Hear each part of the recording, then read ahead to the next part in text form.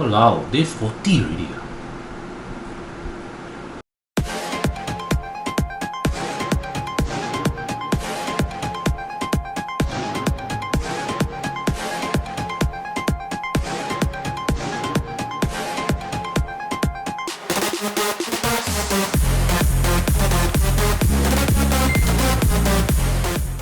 Hi guys, now if you have always wanted to stay in properties that are situated in nice residential areas, self-contained townships, beautiful landscaping, good facilities, swimming pool, clubhouses, this kind of thing, but you have also always been worried that they may be too expensive, well, there is a new and exciting development. Okay, so go check out duduk.my, duduk.my.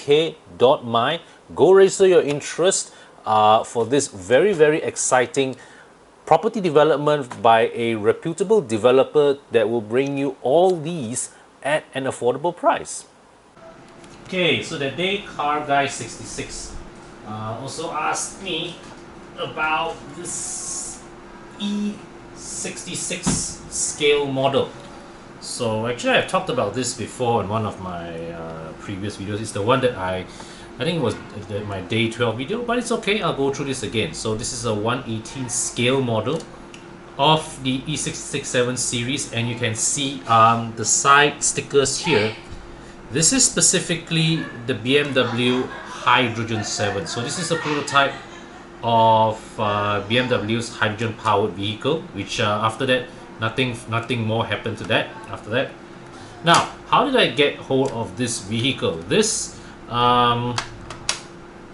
This vehicle came when I participated in the you remember back in 2010 when BMW first launched the 320D, the 520D, X320D, and as well as the 730D. Alright, so they were on a diesel powered offensive, and I was invited to the media drive, and it was a fuel efficiency challenge whereby we were flown to Terengganu, then we drove down to Kuantan, Port Dickson, and then the next day we drove to Penang and flew back.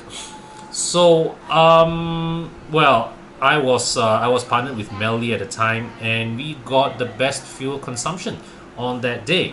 So across the 2 days rather. So that's how I end up with this. This is our little prize. So well, this little batang here came with the car, and the function of this is for you to actually stick this into the door handle to open the doors. Okay. Now I'm just going to open all 4 doors. Yeah. Okay, and I am going to let you see up close the detail of the scale model. Okay, and I'll just shine some light in there. You can see the detail of the switch gear. Okay, fabulous. And you can see even in the iDrive screen there, they put a sticker to show the iDrive display. And this material right there, the floorboard, is actually carpeted. Okay, I'm not sure if you can see from the footage, but the floorboard is carpeted. Okay, you can even see the seat belts. Okay, the seat belt strips. Bring it over to the driver's side. You can see the power window controls over there, and also the 4-spoke steering, together with the stalks all clearly and properly labeled. Let me just show you the boot. As you can see, the boot is carpeted too. Okay, and you can see that they even included the handle to open the side of the door. Okay. Okay, so you can see this is the engine bay. It's a V12 engine bay, and you can see there's even the oil dipstick over there. Very meticulously detailed scale model. Even the radiator fan is here. Okay, right. So yeah, here you have it, my little E66 scale model. Okay, so let's move on with other questions. Before I go to all those in my comments section, we've got an inquiry today via email through our inquiry@aurizn.com email address. And this is Jun Hao Tang, and you're a single guy born in the 90s from Puchong, currently working in Kampar. So it means that you're between 20 to 30 years old, earning 4,000 ringgit a month for now. I like the way you bracket there for now. It means that you're setting yourself with the correct mindset that you'll be earning more money in the future. That's good thinking. So I've been eyeing this Audi A5 B8.5 listed on car list for quite some time.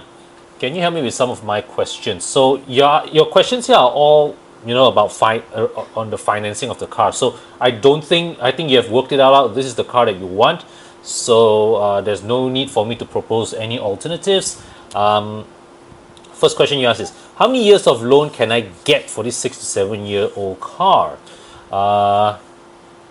This is a 2014 car, so I don't think you will get 9 years, but I would say operate on the assumption of 7 years, and you're looking at a monthly installment of about 1,500 ringgit. But that is assuming the bank gives you 90% loan.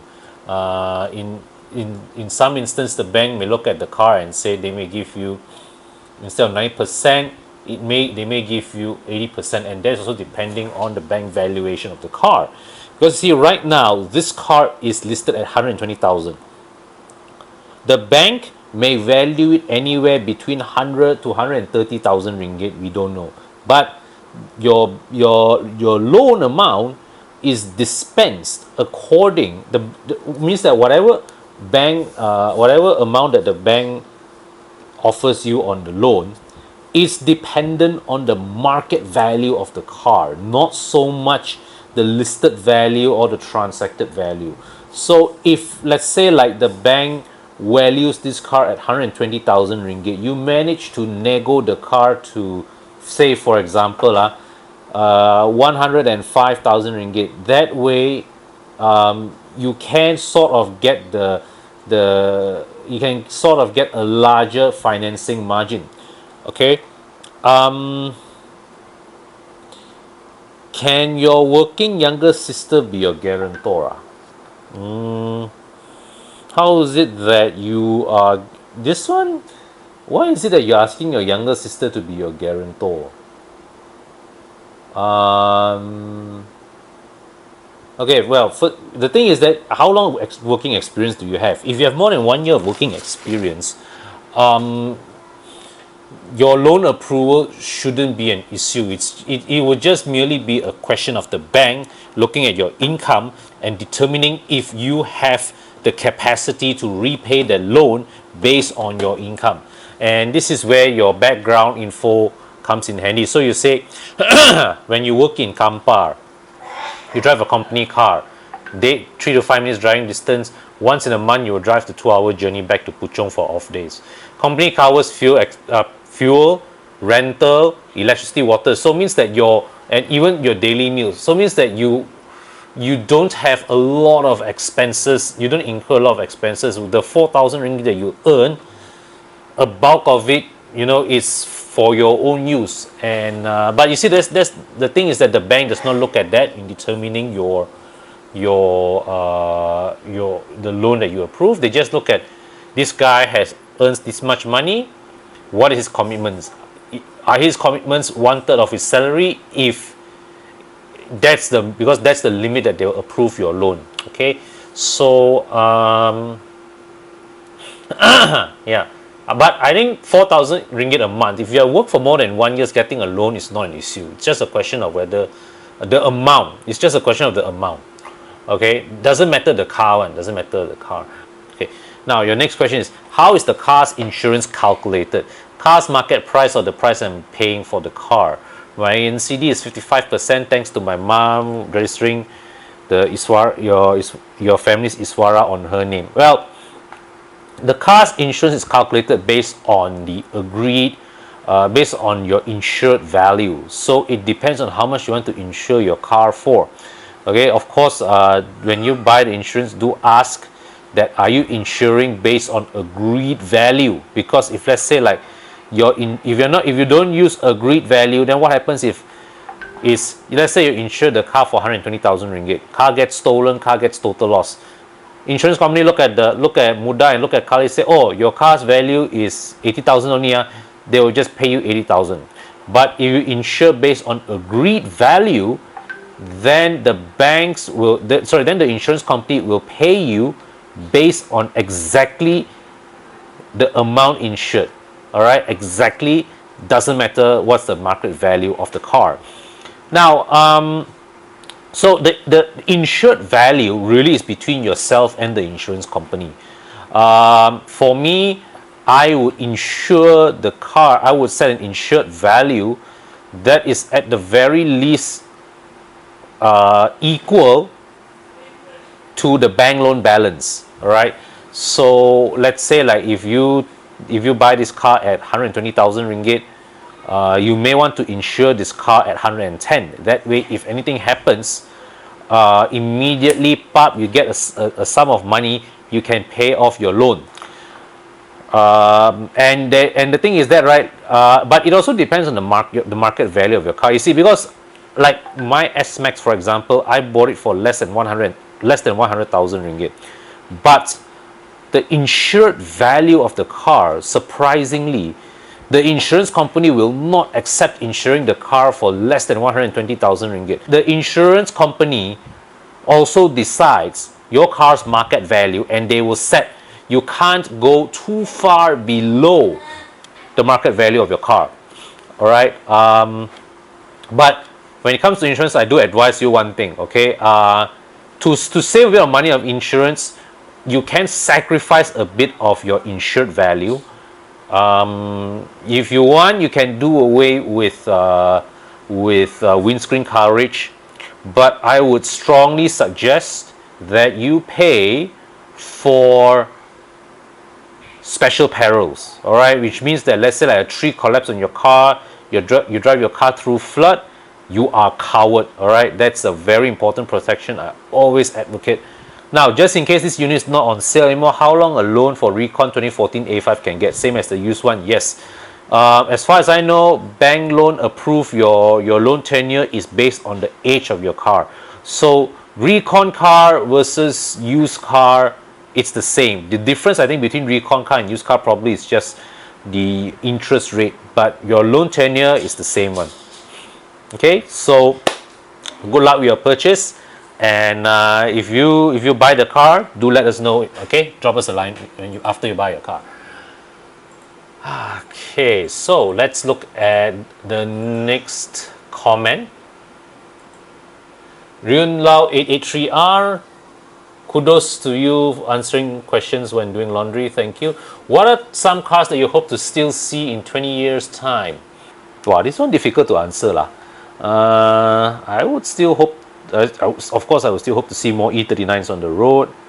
I would hope to see more. I think in 20 years time, right, I hope to see any car that still has a V8 or a 6-cylinder engine, right? I would still hope to see cars with manual handbrakes, so the likes of the F33 series, the outgoing 1 series. Yeah, I would like to I would like to see cars like crazy cars like, you know, the Mercedes AMG E63, C63, this kind of crazy mental cars still on the road. Yeah, and basically cars that are still very heavily mechanical. I'd love to see those. All right, and yeah, cars with character. So Fermi Paradox, he's commenting on my Alza review. Used to drive my friend's pre-facelift Alza. The handling is some punish, I would say. Highway stability is adequate, and also agree about the brake feels. Press a bit, have zero bite. Press a bit more, almost make myself terplanting due to the sudden response. Yeah, well, the Alza is really not what we would call a car with sterling driving dynamics, but that's not its purpose.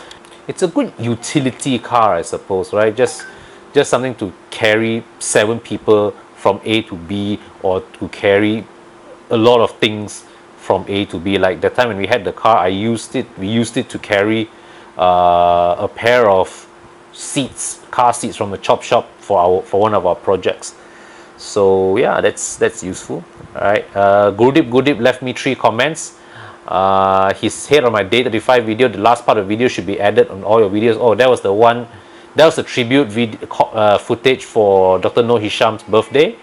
All right, and in my day 37 video, you commented, I would appreciate if you put the number, the time marker on the questions in the description. I would love to do that, but that's very time consuming. And day 39, this was my video yesterday. If you all like Con's video, why not give him more likes? Yes, please, thank you. Like, comment, subscribe. Thank you, guys. Elvin Boo, why Bobby doesn't do house chores like that? Well, I can't comment on Bobby's behalf, but I do understand that his family operates on different dynamics than mine. For one, he probably not as drudging as me to set up the camera when doing his household chores. And the other thing is that Bobby's 2 kids are older than mine, so they are a bit more independent, and as a result they consume less time of him and his wife, and that means that they each have a bit more time to do other things as well whilst the kids are playing amongst themselves. Sudonano commented on my 840i and X6 video. Having seen the new X6 on the road here, okay, background, Sudonano is a friend of ours. He's based in somewhere in Canada, and he's seen the new X6 on the road there. The rear is weirdly tall. Wonder how bad the rear visibility. Last gen was a whole lot better looking outside in my opinion. Yeah, I think the rear, I haven't seen it on road, but this X6 that has a very tall rear, so I don't know how that would work in real life. And he also commented on my day 39 video, 600 for a reflector, madness, but 2,000 for a light is bargain. Think regular taillight with bulbs is at least 1,500. Yeah, so well, yeah, it's curious. Okay, I don't know how they work the maths out, but I'm glad the overpriced item is the non-essential one. So at least I have a choice, right? It's just a reflector. I can choose to do without it. The taillight important, that one have to change, so change that. Zalrashat Zalfitri also on my 840i and X6 video. From this video, know that Con is a classic car guy. He doesn't really fancy new car. Yeah, you're right. Well, I'm not classic to Chris Wee's level, but I'm more of a 90s to 2000s car kind of guy. That, to me, that is the sweet spot, you know, of cars that just have the right blend of mechanical and electronics. Okay, Henry Siu was wondering if the workshop you went for your bumper paint job is Ford authorized workshop. If so, will it award your free service and warranty? Please advise. Now, when you send your now for body and paint work, right? If you do your body and paint work outside, it does not void your warranty. Of course, if let's say like within warranty period, right, that patch has rust because of the shoddy paint job, then too bad for you. But if let's say like you do your body paint outside, your paint work outside, right? Somebody scratch your car, you repaint that door. It technically should not affect the warranty coverage of your engine or your transmission. Okay, maybe if they, let's say like when they take the door out, they actually the paint people, they actually damage your power window mechanism or your central locking, maybe that one can argue, but it should not affect warranty coverage for other parts of your car. Okay, Baldwin Chua, just a comment. Love the post-credit scenes. Called no more questions for you, but still look forward to all the Q&As. Thank you. All right, so do stay past the outro scene, yeah, guys. Amradip Singh, appreciate the informative. What's your point of view on the resale value of plug-in hybrid cars after the MCO? I will be planning to purchase the Volvo XC60 T8 instead of the Mercedes GLC 300 due to the enormous specs and safety equipment that the Volvo provides. I will always change my car after 4 to 5 years, and this will also be my first time owning a plug-in hybrid vehicle. Well, resale value of PHEV is always inevitably not as good as non-PHEV cars. But that being said, let's look for a 2018 Volvo XC60. Well, in this case, right, I can see that in the XC60's case, there does not seem to be any effect on the resale value, because the XC60 T5 versus the XC60 T8, the depreciation is on par. So like I'm seeing a 2018 XC60 T8 going, XC60 T5 going for 230,000, and the T8 going for 271,000 ringgit. So yeah, in this case, in the XC60's case, being a PHEV doesn't seem to adversely affect its resale value. Okay, so if resale value is your concern, then I think the XC60 T8 really is, you don't have to worry about it. Paktam Kedah, A8 versus XJ.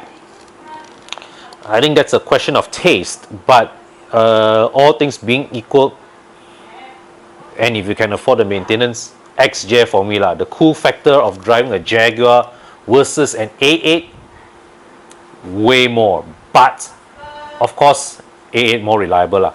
Yes, Iketani 88. Hi Con, thanks for replying my comment. Yeah, so far the oil indicator in iDrive shows full level of oil even when it's time for oil change.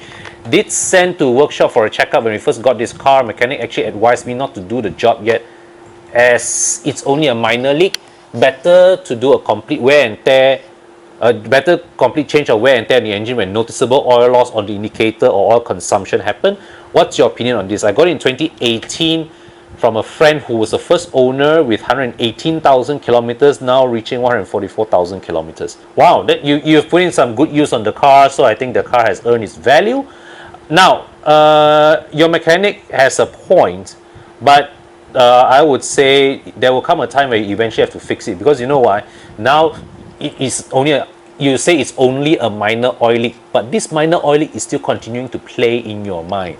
So until you solve it, it will continue to play in your mind, and for as long as it's there, you have to really religiously check your oil levels, check, monitor the spot under your car porch, see whether how big that patch is growing or not.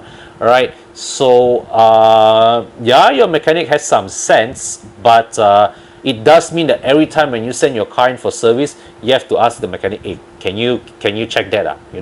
So I would say, if you have the money, if you have the money, and you feel like going, and you want to get this headache out of your mind, just go and fix it. Zalrashat Zalfi 3. Before MCO, I booked the 330i already. Thank God MCO came, because as you know, the G20 was updated with AEB during MCO. I've done a lot of research and considered many facts and made up my mind already to go for 330i. Just want to ask you a question. If you were in the market for this segment, which would you personally go for and why? 330i, C300 or A4? Actually, between these three, each of them have they are different. They are very different cars. The 330i is the sportiest car of the segment, but the harsh ride to me is, wow, I cannot tahan the ride, man. I don't think I can accept the ride. The C300 is really the best all-rounder in this segment, so yeah, I may pick that one. Or if I can afford an A4 Quattro, I'll go for an A4 Quattro. Okay, so we've got a very interesting discussion, okay, started by Aaron Jimmy. Con, why not you ditch your Waja and E39 and get something fancier like the latest G35 series? Life is short to drive old cars forever. Look at your boss rocking with fancy cars. CSV says, replies. It's a very long chain of replies. CSV says, different strokes for different folks. Just because Bobby drives fancy cars doesn't mean he has to. Living life based on other people's rules, no thank you. And Aaron replied, But which car enthusiast wouldn't dream of owning fancy cars, right? Actually, I am less about fancy cars per se than I am with cars that drive right. So I'm less bothered really about the badge on the car, but rather more of what the car offers when I get behind the wheel. Okay, and like what CSV says, just because Bobby drives fancy cars doesn't mean I have to. And you see, the thing is that I am the kind of person that when I see other people, staying in a nice house, driving a nice car, to me, I'm happy for them. Okay, I'm happy to see other people doing well in life and enjoying the things that they like and they want. Okay, because they can afford it. And I don't look at people with a sense that, because I'm not the type that, just because somebody has something, I have to get it. No. Okay, I'm the kind of person that I get something, it's because I genuinely enjoy it, because I genuinely want it. All right, and Simple Life adds, I firmly believe that there are people that people mind will tend to believe something if you keep showing it to them. Take me for example, I love Proton and old cars till 2017 simply because I never sit on newer car. Then I brought new Honda and I loved it. Now I love both old car and new car. So it's not just about rules, but how people mind work. Yeah, but I also actually have about a decade experience test driving various new cars, and to be honest, there were only a handful of occasions that I was genuinely tempted to trade in the Waja for something else. Well, I think once was when I think the first time was perhaps the Ford Focus TDCI, the Ford Focus diesel. I think, yeah. Then I also had that thought when Proton launched the Inspira 1.8 manual. The Preve also intrigued me, but they never had a variant that appealed to me. Right? It's either the turbo engine with the CFE or the underpowered IAFM with a manual transmission. The one thing that kept the Waja in my driveway for as long as it has is simply because that I never found another car with a comparable level of specification, good driving dynamics, and a manual transmission. So yeah, that's why I kept it, and that's why even after getting my E39, I didn't want to sell that car. But now that I'm seeing the car is clocking, is fairly underutilized versus my other cars, I decided that to open it up for offers. So yeah, anybody interested to take a punt, do let me know after the MCO. All right. And Bobby adds, when Con joined us having an E39 and a Ford S-Max was a dream. When Bing joined us having an MX-5 was a dream. When they joined me having an RS6 and a Repeat was my dream. So we all grouped together and fulfilled our dreams. Moreover, by the time the G30 is 17 years old, it won't be as nice or as special as an E39 still. Yes, and the other question that I have in mind is, when the G30 is 17, how would all those sophisticated electronics, and network of sensors hold up?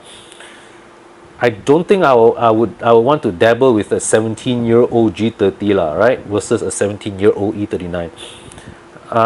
And Jimmy adds in, what if the G30 becomes the last 5 series production with ICE? Looking at the electrification trend of car makers, I'm sure it would be special like the E39 then, perhaps. And Jermaine Liu adds, I think Con already mentioned a few times in his videos that driving the old BMWs are just a different experience entirely compared to the modern ones. Yes, that's what I meant. I mean, that sense of occasion that the car gives, every time when I rev that 6-cylinder engine, is something that I don't get in many newer cars. So yeah, I mean, I don't think that I mean, I'm always open. I would never say never, but the E39 is definitely something that is that offers something very special in its driving experience. So in the near future, I think the only scenario that would motivate me to sell my E39 would be if a chance comes for me to upgrade to an E39 530i. That would be really the only situation in which I would consider letting go of my current of my 520i. All right. Yeah. But let's take the discussion a bit further. What if I decide to, what if it comes a time that I have to let go both the Waja and E39? Then yes, the G30 is something that I would consider, but probably not the 530i. I would I would actually, if I were to go to a G30, I'd want to go for the 540i, the one with the 3-liter inline 6. I know that is very rare. There are only a handful of units brought in by BMW Malaysia and a few through parallel importers. All right, but yeah, I mean, if I were to go for a G30, it would have to be the 540i. All right, nothing less for me lah. Gary Ma, let's say if you were looking for an SUV, would you buy a 10-year-old X6, or are they too costly to maintain? They are not too costly to maintain. It's no different from it's no different from maintaining a 535 or Bobby's 640i convertible. But the X6 is not something that appeals to me, so that's the reason why I wouldn't consider it. But if you're telling me you want to go for a 10-year-old X6, I'll tell you to go right ahead.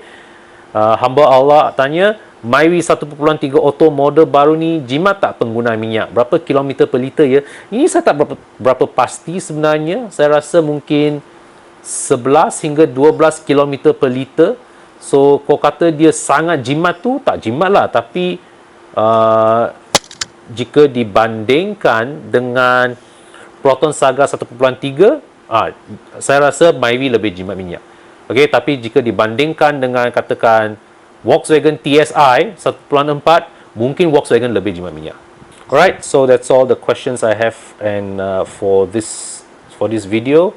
So everybody, hope everybody is doing okay at home. For our Muslim brothers and sisters, depending on what time you are watching this, selamat berpuasa ataupun selamat berbuka puasa. Okay, and as always, guys, stay home, stay safe, and hopefully we'll see you on the road again soon. Take care.